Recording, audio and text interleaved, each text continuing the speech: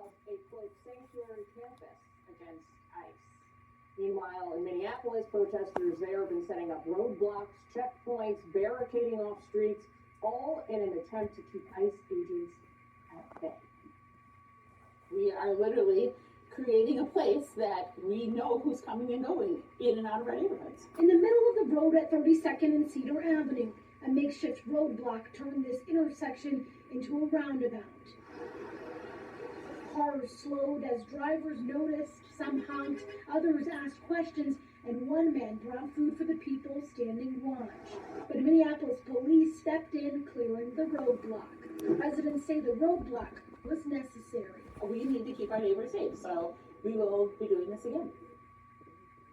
All right, Jesse, Greg is desperate to talk about Kyle Wagner, who was arrested in Minneapolis today, but we're going to start right here in New York City. You have to hold that thought. Thanks. You're welcome. What's going on in Columbia? It's my alma mater. It is? Oh, wow, that figures. Only took a few minutes to see Excuse me, that. it place figures. I will is a tell mess. you. I will tell you one thing. There was no anti-Semitism on that campus when I went there. The school went out of its way to create an entire program called the School of General Studies, intended to recruit non-traditional students. That was made up of like 75% Israeli students who started college later because they had to serve military service before they came here, and the program was geared towards that. That's what non-trads are. They're 25 plus. Things have changed. Yeah, I mean, sometimes I wish we had mandatory military service. Greg would have served, he would have understood what it would have been like to hold a weapon and do push-ups, maybe had his head shaved. But Why is everybody picking on me? because you're an idiot, Greg, and you look like you belong in a catalog for sheep. I was going to say, I'm picking on you because you're wearing mohair. More problems. Are we on television right now? I don't know, man. You guys No, are don't worry. taking the show down. Yeah, I mean, it can't get any lower than it's been in a long time. The Columbia situation, I feel sad because it used to be a great school and you used to want to send your students there. But now there's this hardcore, radical, hostile faction that has destroyed the reputation of the university. And that's why a lot of parents are now sending their kids to the SEC, because even if it's an Ivy, you don't want to go anywhere near this place because some of these women are actually dangerous. Yes, there are some great professors. Yes, there's some bright kids there. But there is a hardcore group of women there that are making everyone's lives miserable.